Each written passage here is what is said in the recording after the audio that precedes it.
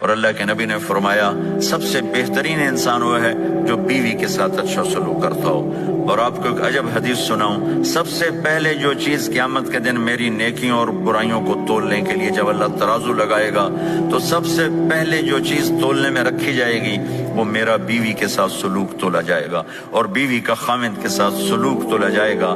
یہ وہ رشتہ ہے جس کو سب سے پہلے جنت میں بنیاد رکھی گئی۔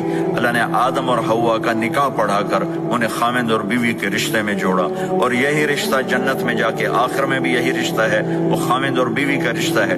میرے نبی نے 11 شادیاں کی، اللہ کی قسم صرف ہمیں زندگی سمجھانے کے لیے کی کہ گھر میں زندگی کیسے گزاری جاتی ہے۔ نماز کے لیے 1 لوٹا پانی چاہیے، 10 منٹ چاہیے، لیکن گھر میں اچھے اخلاق کے لیے بہت بڑا ظرف چاہیے۔ بیوی کے اخلاق ہو خامند کے لیے، خامند کے اخلاق ہو بیوی کے لیے۔ یہ اتنا خوبصورت رشتہ ہے، اتنا بنیادی رشتہ ہے کہ تمام رشتے اس کے سامنے